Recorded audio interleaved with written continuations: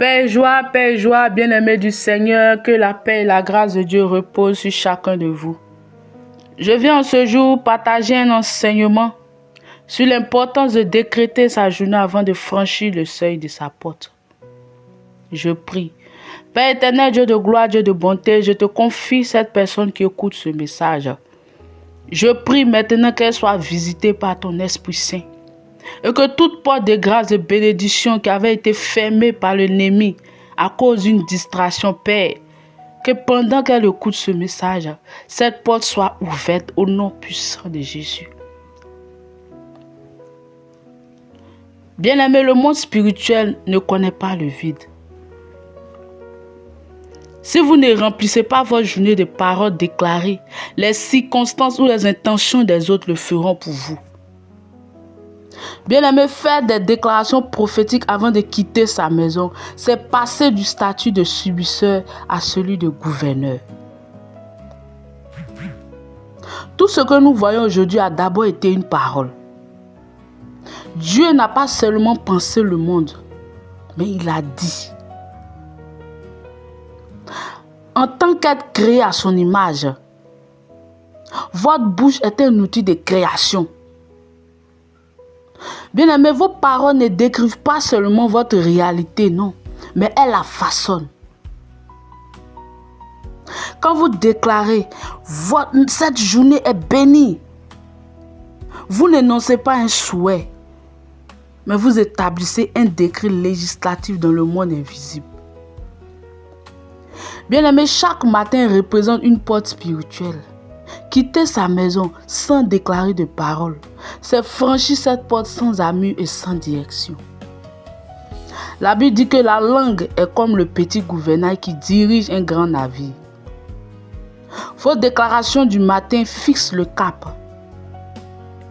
Bien-aimé, elle détermine si votre navire va s'écraser ou s'il va naviguer sur les eaux de la faveur.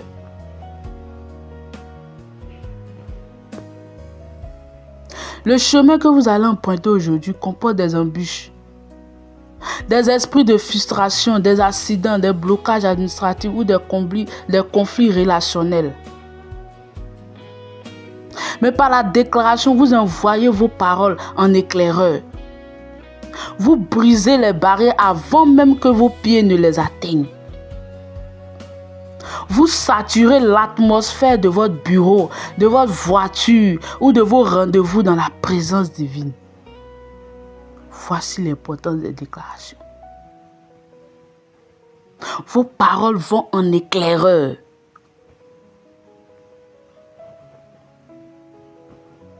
Bien-aimés, pour que vos déclarations ne soient pas de vaines répétitions, elles doivent être chargées d'autorité. Ne dites pas seulement « bénis-moi ». Seigneur, bénis-moi. Non. Dites aujourd'hui, je déclare que mes dossiers en attente reçoivent une réponse favorable. Je décrète que je trouve grâce aux yeux de mes supérieurs et de mes clients au nom de Jésus. Dites-le avec autorité, à genoux. Ne lise pas, Seigneur, je déclare non, avec autorité, à genoux, les yeux fermés, l'âme qui crie à Dieu. Le monde extérieur peut être hostile.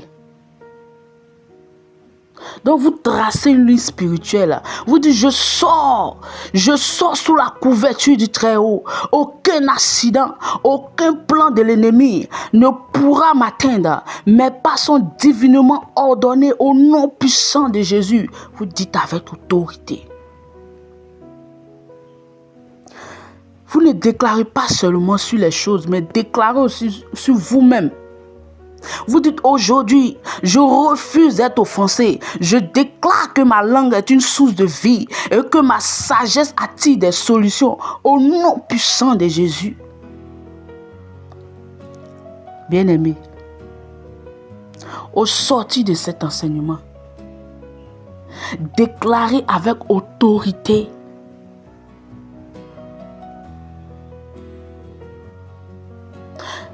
Ne quittez plus jamais votre maison en silence.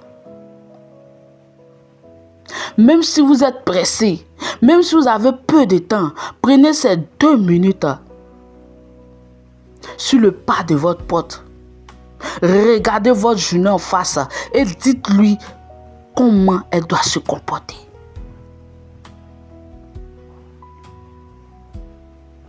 Bien-aimé, n'oubliez pas. Ce que vous ne permettez pas dans votre bouche, la journée ne pourra pas vous l'imposer au nom puissant de Jésus. Parlez à vos heures, parlez à vos finances, parlez à votre santé, parlez en conquérant. Car celui qui a confessé la victoire avant le combat a déjà gagné la bataille.